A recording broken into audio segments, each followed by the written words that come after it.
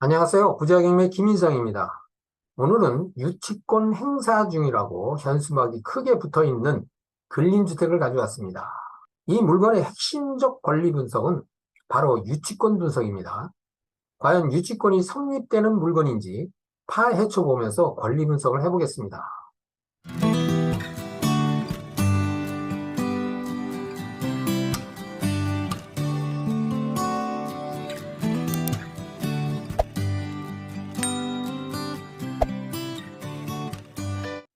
원경매 정보지입니다. 사건 번호는 2022-534340 임의경매로 시작되는 물건이고요. 매각기일은 2023년 10월 26일자에 인천지방법원에서 진행하는 물건입니다. 감정가이자 최초 매각 가격은 8억 1,781만 4,520원에 1차 시작해서 이번 차수 감정가격의 30%가 하락한 5억 7,247만 원에 시작되는 물건입니다. 매각 목록을 보면 토지가 150.7평방미터에 46평 정도 되는 면적을 가지고 있고요. 건물은 지상 4층입니다. 철근 콘크리트 구조고요. 각 층이 1층에는 소매점으로 허가 나서 21.5평 정도 되고요. 2층, 3층이 약 27평, 4층이 15평 정도 되는 면적을 가지고 있는 그런 근린주택입니다. 1층에는 1층 점포를 비롯해서 두 가구가 주택으로 구성되어 있고요. 2층, 3층은 각각 5가구, 4층이 2가구 해서 1층 점포 한 칸을 포함해서 주택이 14가구로 임대를 놓고 있는 그런 물건입니다. 자, 건물 면적은 308.82평방미터에 93.42평 정도 되는 근린 다중주택이고요. 여기 제시해 부분도 있죠. 비가림 창과 1층 뒷부분에 이제 보일러실이 있는데 토지 건물, 제시의 건물 일괄 매각으로 시작되는 물건이죠. 건축물 관리대장입니다. 자, 건축물 관리대장상에 1층에 이제 일종 근린생활시설로 허가가 나 있고 2층, 3층, 4층은 다중주택으로 총 12세대가 지금 허가가 나 있는데 1층 점포 바로 뒤편에 주택으로 두 가구가 이제 용도 변경이 되어 있는 그런 상태입니다. 자, 이 물건의 사용 승인일은 2020년 10월 27일, 3년도 안 된 아주 신축 건물입니다. 깨끗한 건물입니다. 자, 여기에 용도 변경이 돼서 건축법 위반을 하면 통상 위반 건축물에 대한 노란 이렇게 표시가 붙는데 이 물건에는 이런 위반 건축물에 대한 표시가 없습니다. 위반 건축물로 되어 있는 상태는 아니다. 자, 이렇게 분석이 됩니다. 자, 이 용도 변경을 했어도 근린해서 주거시설로 변경을 하면 이제 주차장 문제가 이제 대두됩니다. 주차장만 해결되면 건축법 위반 내용에 해당이 안 되죠. 이 부분은 또 입찰하려는 사람들이 잘 이제 또 한 번쯤은 체킹해야 될 그런 부분입니다. 토지 이용계획 확인원입니다. 여기는 제2종 일반 주거지역이고 개별 공시지가는 평당 516만 원 정도의 공시지가가 나와 있는 그런 물건이고요. 자, 이 지역은 재정비 촉진 지역입니다. 이 지역이 지금 재개발로 추진 지역인 지역이기 때문에 향후에 또 높은 기대 가치도 바라볼 수 있는 그런 물건이기도 합니다. 자, 오늘의 물건의 이제 행정 지도입니다. 자, 여기 A라고 표시된 물건이 오늘의 물건입니다. 자, 주변의 교통 여건을 보면 이게 인천 지하철 2호선 시민공원역입니다. 시민공원역에서 불과 한 3, 4분 정도 거리에 초역세권에 있는 근린 다중주택이고요. 또 여기는 국철이죠. 서울 인천 간 전철역 주안역도 아주 가까운 곳에 있고 바로 요 이웃에는 이게 국도입니다. 경인로죠. 그래서 이 경인로에는 인천시 곳곳을 운행하고 있는 대중교통수단인 버스 노선이 다 있습니다. 그래서 교통 여건 상당히 좋고요. 또 이 지역에는 워낙 오랫동안 이게 조성된 주거지역이기 때문에 각종 생활의 인프라가 다 잘 갖춰져 있는 그런 중심 주거지역입니다. 또한 이 지역에 지금 이 일대가 전부 재개발로 지금 추진 중에 있는 지역입니다. 자, 이 하단에 보면 지금 실스테이 프로지오 이 주한 아파트도 지금 거의 입주가 됐습니다. 재개발로 지금 완공이 돼서 입주가 돼 있는 상태고 바로 이웃에도 지금 이 부분에도 지금 철거가 돼서 이주를 하고 있는 지역이기도 합니다. 향후에 재개발을 위한 기대 가치도 충분하고 또한 현재의 수익형 건물로서도 수익을 충분히 낼 수 있는 일석이조의 그런 물건이다. 이렇게 지금 평가를 할 수가 있습니다. 자, 해당 물건지 진입로입니다. 진입로는 이제 6m 도로인데 메인 도로라고 보면 됩니다. 여기 뭐 장사하는 사람들이 상당히 아주 활기차게 하고 있네요. 바로 지금 앞에 보는 건물이죠. 편의점으로 운영하다가 지금 스톱돼 있는데 유치권 행사 중이라고 이렇게 현수막이 붙어 있습니다.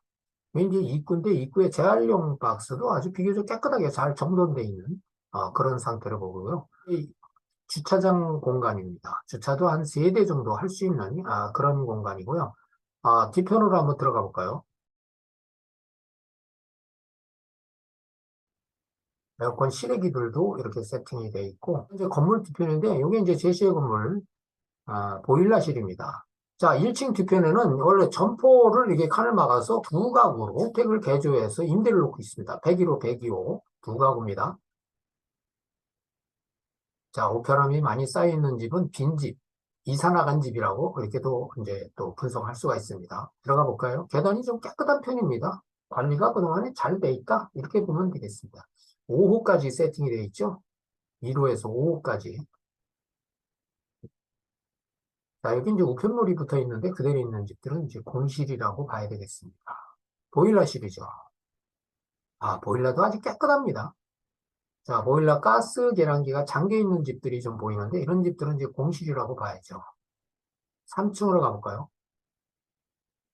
자, 3층도 계단이 깨끗한 상태고 벽에는 뭐 아직 실금 하나 없고 어떤 낙서 하나 없는 그런 상태입니다. 3층도 5호까지가 있죠.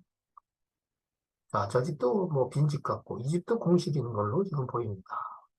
자, 4층으로 올라가 볼까요? 문을 열고 한번 나가 보겠습니다. 자, 옥상 부분 아주 깨끗합니다. 먼지 하나 없는 그런 상태로요. 자, 우레탄 방수도 아주 잘 돼 있는 그런 상태고, 여기 이제 보일러실.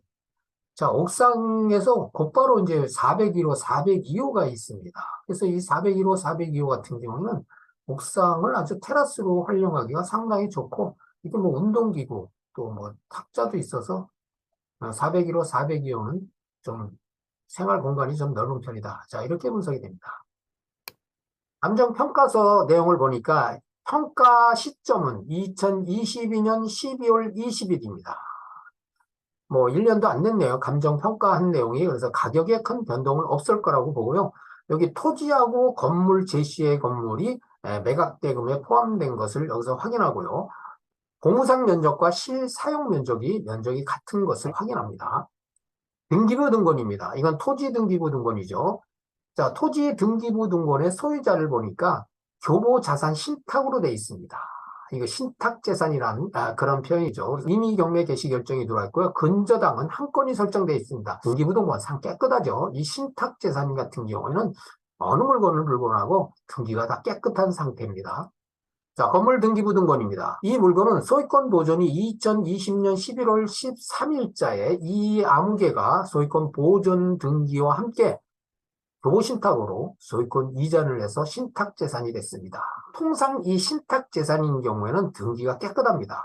갑구란에 어떤 가압류라든지 압류라든지 기타 권리 설정을 할 수 없습니다. 그런 또 이 장점이 있죠. 또 근저당도 보니까 한 건이 설정되어 있습니다. 근저당이 채권 최고 금액이 1,000만 원밖에 안 됩니다.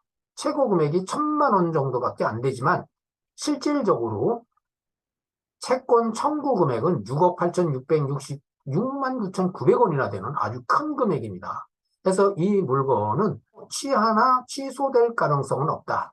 자, 이렇게 분석이 되는 물건이고요. 또 임차권 설정도 한 건이 있습니다. 102호에 임차권 설정도 한 건이 지금 돼 있습니다. 그래서 이 물건에는 이 말소기준 권리 소멸과 동시에 뭐 다 소멸됩니다. 그래서 인수되는 권리가 없는 깨끗한 물건이다. 자, 이렇게 분석이 되고요. 임차인 권리 분석을 해보겠습니다. 말소기준 권리는 2020년 11월 13일자에 근저당권이고 배당 요구 종기일은 2023년 3월 6일자입니다. 자, 이 물건에는 총 14가구의 전입 신고자는 18명이 지금 전입이 되어 있는데 전부 대학력 없는 임차인입니다. 말소 기준 권리의 접수 일자보다 전입 일자가 전부 다 늦는 그런 후순위 임차인이죠. 자, 전입 신고자 18명 중에 배당 요구 세대는 7가구가 있습니다. 자, 이 7가구는 전부 다 최우선 배당이 예상되는 그런 임차인들입니다. 보증금이 상당히 적습니다. 300에서 1000만 원, 500만 원, 거의가 300만 원의 주류를 이루고 있습니다. 그러니까 300에 50, 300에 30, 300에 40, 500에 40, 1000에 45만 원으로 임대가 이렇게 구성되어 있는 것을 이렇게 권리신고를 통해서 확인이 됐습니다. 자, 해서 이 물건에는 임차 보증금에 대한 추가 부담이 없는 전부 인도명령 대상 임차입니다.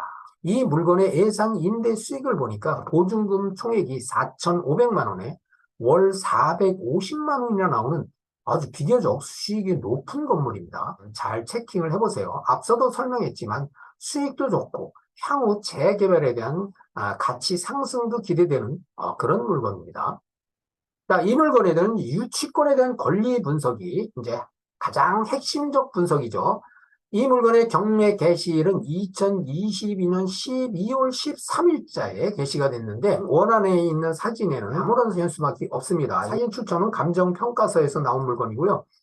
자, 기본 정보를 보면 법원의 직원이 현황조사가 2022년 12월 20일, 2022년 12월 27일 양일간에 거쳐서 조사한 내용인데 이 당시에도 유치권 행사에 대한 행위가 없었습니다.